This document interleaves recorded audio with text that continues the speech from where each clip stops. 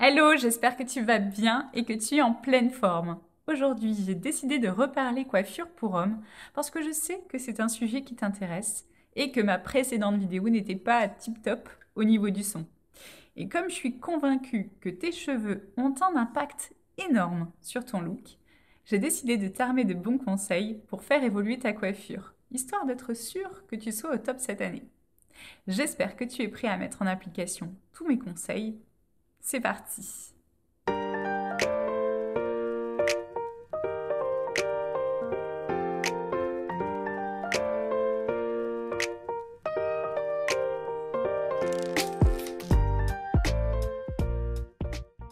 Bonjour, mon nom est Mélodie Lannoy, je suis conseillère en image certifiée et coach en confiance en soi. Ma vocation est d'aider mes clients, particuliers ou professionnels, à valoriser leur image, à atteindre leurs objectifs en décuplant leur potentiel. Aujourd'hui, j'aimerais t'aider à améliorer ton apparence en t'évitant de commettre des impairs avec tes cheveux et en te donnant des conseils avisés à mettre en pratique. Et on commence tout de suite avec mon premier conseil, celui de choisir une coupe de cheveux qui te mette vraiment en valeur. Ici, le fait qu'une coiffure aille bien à Ryan Gosling ne fera pas de toi un Ryan Gosling si tu l'arbores pour autant. Pour qu'une coiffure t'aille bien et te rende séduisant, elle doit être adaptée à ton type de cheveux, que celui-ci soit lisse, crépus ou frisé. Mais elle doit surtout prendre en compte la forme de ton visage. Par exemple, si tu as un visage de forme ovale ou oblong, il vaut mieux que tu évites toutes les coupes qui sont à la mode, comme la coupe Pompadour ou la coupe Faux-Hawk. Si tu n'es pas sûr de ce qui te convient, je propose un module morpho coiffure à distance où je te guide sur là où les coupes de cheveux qui sont faites pour toi. Tu trouveras le lien de ce module sous cette vidéo. Attention, ce que je viens de dire pour les cheveux, s'applique aussi pour ta barbe si tu en as une. La barbe doit être choisie en fonction de sa nature, mais aussi en fonction de la forme de ton visage. Et ici, combien d'hommes portent une certaine forme de barbe parce qu'elle est à la mode ou qu'ils ont leurs habitudes, alors que celle-ci ne les met pas du tout en valeur. Si tu as besoin de conseils, mon atelier Morpho Coiffure est aussi là pour ça. Passons maintenant à mon second conseil, celui d'avoir une coupe qui te ressemble, puisque ta coupe de cheveux en dit long sur toi. Donc en plus d'avoir une coupe adaptée à ton type de cheveux et à la forme de ton visage, c'est ce qu'on vient de voir, ta coiffure doit aussi refléter qui tu es. Elle doit être en accord avec ta personnalité, ton style vestimentaire, ton job ou le secteur dans lequel tu bosses, et ici je te conseille vraiment de ne pas négliger ce critère, ton budget, puisque certaines coiffures nécessitent un entretien très régulier ou des produits spécifiques, et le temps dont tu disposes pour te coiffer. Ici, je te déconseille vraiment d'opter pour une coupe qui demande beaucoup d'entretien si tu sais que tu n'as ni le temps, ni l'envie, ni le budget à lui consacrer. Passons maintenant à mon troisième conseil, celui de frapper à la bonne porte. Alors, dénigrer n'est vraiment pas ma tasse de thé. Pour autant, force est de constater que tous les professionnels coiffeurs et barbiers ne se valent pas. Malheureusement, même si tu choisis la coupe ou la couleur parfaite pour toi, si celle-ci est mal exécutée, le résultat ne sera pas au rendez-vous et tu risques d'être déçu. Quand je vois ce que certains de mes coiffeurs partenaires rattrapent, cela fait vraiment peur. Autrement dit, ne confie pas ta touffe au premier venu. Alors, difficile pour moi de te donner de bonnes adresses à distance, mais certains éléments peuvent te mettre la puce à l'oreille. Je pense par exemple au délai d'attente. Généralement, c'est vrai qu'il est difficile d'obtenir un rendez-vous rapide chez un professionnel expérimenté, car la liste est longue. Je pense également au matériel et aux techniques utilisées. En général, un salon qui fonctionne bien dispose toujours des dernières technologies et équipements, sans compter le personnel qui lui aussi se forme régulièrement. Si tu veux avoir une idée du travail effectué, tu peux visiter la page Facebook ou Instagram du salon qui t'intéresse et scruter les photos qui sont postées. Et ici, si l'information n'est pas donnée, n'hésite pas à demander le nom du professionnel qui a réalisé les coupes qui te plaisent le plus pour être sûr de prendre rendez-vous avec la bonne personne.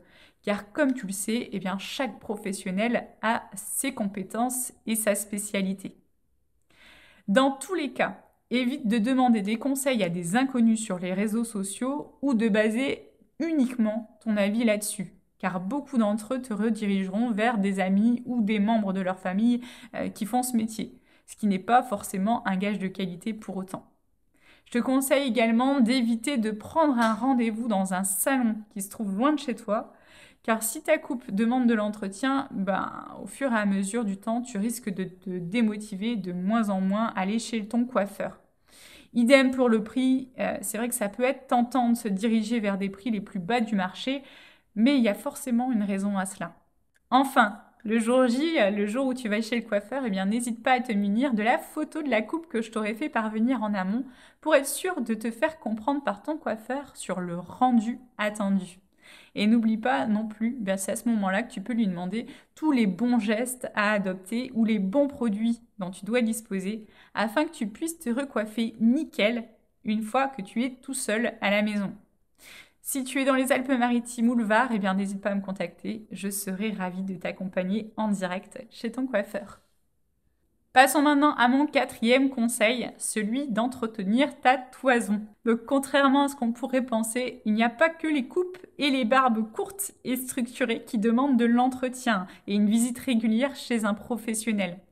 Les cheveux et les barbes longues en ont aussi besoin. Et pour éviter qu'ils ne soient abîmés, fourchus et ternes, un coup de ciseau de temps en temps, c'est vivement recommandé. Et ici, tu peux compter entre 2 et 6 cm tous les 2 mois si tu as de la matière.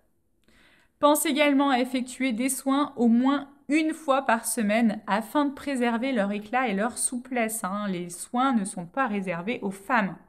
Attention pour tes cheveux, les soins ne s'appliquent pas sur les racines, sinon elles risquent d'être super grasses et je ne pense pas que ça soit l'effet que tu souhaites. La 5e erreur à ne pas commettre, c'est celle de te laver les cheveux tous les jours. Peu importe le type de shampoing que tu utilises, cela a pour effet de les décaper, de les sensibiliser et de les rendre ternes. Donc je te propose de gagner du temps et d'espacer tes shampoings en ne les lavant que 3 fois par semaine au maximum et avec les bons produits. Car les mauvais produits vont les endommager sur le long terme ou empirer les problèmes capillaires si tu en as déjà. Et quand je te parle de mauvais produits, je fais surtout référence à des produits inadaptés à ton cuir chevelu. Par exemple, le fait que tu te laves les cheveux avec du shampoing pour cheveux secs alors que tu as les cheveux gras. Mais je fais aussi référence aux produits 2 en 1 type shampoing gel douche qu'on retrouve beaucoup chez les hommes. Et je fais également référence à ces produits hyper agressifs de supermarché dont on nous bassine les oreilles à la télé. Des produits qui sont généralement bourrés de silicone, de sulfate, de parabènes et qui vont tuer l'attrait de tes cheveux. J'en dis un petit peu plus sur la vidéo qui vient de s'afficher, donc n'hésite pas à aller la consulter. Et si tu ressens l'envie ou le besoin de te laver les cheveux malgré tout pour te sentir propre ou pour mieux réussir à te coiffer, rien ne t'empêche de simplement les rincer à l'eau tiède quand tu prends ta douche lors des jours off, c'est-à-dire les jours où tu ne te shampouines pas les cheveux. Passons maintenant à mon 6e conseil pour faciliter ton coiffage. Donc une fois que tu les as lavés, si tu utilises une serviette pour les sécher, n'y va pas comme un barbare. Les cheveux sont fragiles, donc vas-y doucement pour ne pas les casser. Si tu n'utilises pas de sèche-cheveux, attends que tes cheveux soient parfaitement secs pour les coiffer parce que un cheveu mouillé, c'est un cheveu qui casse plus facilement.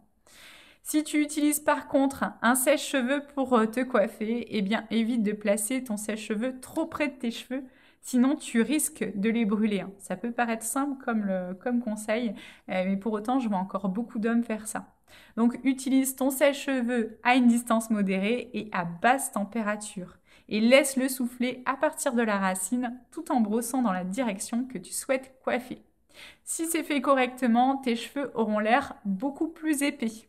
Je te conseille également d'utiliser un soin thermoprotecteur avant de dégainer ton sèche-cheveux ou ton lisseur si tu utilises un lisseur. En plus de les protéger de la chaleur, ce produit permettra de faciliter ton coiffage.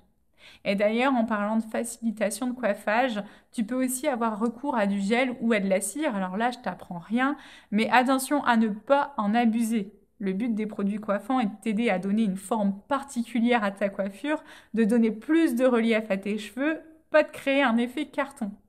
Et si tu veux vraiment un résultat naturel, tu peux choisir un gel léger et souple, comme le gel d'aloe vera par exemple, qui fait très bien l'affaire si tu en utilises encore une fois en quantité raisonnable. Passons maintenant à mon dernier conseil, celui d'adapter ta coupe à ton volume de cheveux. Et ici, on va parler d'alopécie, puisque la majorité des hommes sont un jour touchés par la chute des cheveux, quel que soit leur âge, et il n'y a donc aucune honte à avoir sur ce point. Si tu perds pas mal tes cheveux et que tu continues par contre à vouloir laisser pousser certaines parcelles de manière à les rabattre sur les zones les plus dépourvues, arrête tout de suite. Idem si tu peignes tes cheveux en arrière ou que tu utilises du gel. Si tu veux mon avis, ces stratégies rendent ta faible abondance de cheveux encore plus évidente, ce qui ne te fait pas gagner des points niveau séduction. Donc si tu ne veux pas ou que tu ne peux pas faire des implants capillaires parce que c'est pas donné à tout le monde, eh bien change plutôt ta coupe de manière à l'adapter tout simplement à ton volume de cheveux. Et ici certaines coupes courtes telles que l'undercut, le dégradé à blanc, la coupe militaire ne demandent pas beaucoup de matière et seront vraiment plus adaptées. Alors à toi de jouer.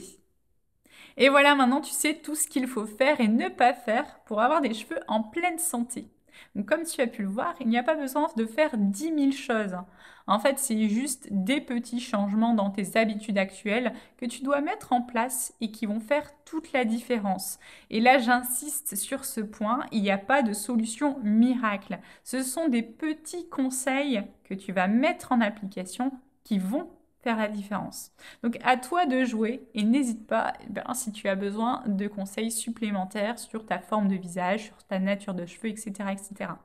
Merci pour ton écoute. Si cette vidéo t'a plu, n'hésite pas à me le dire en commentaire, à la liker, à la partager autour de toi, mais surtout à t'abonner à ma chaîne YouTube si ce n'est pas déjà fait. Et comme d'habitude, je te dis à dans 2 semaines.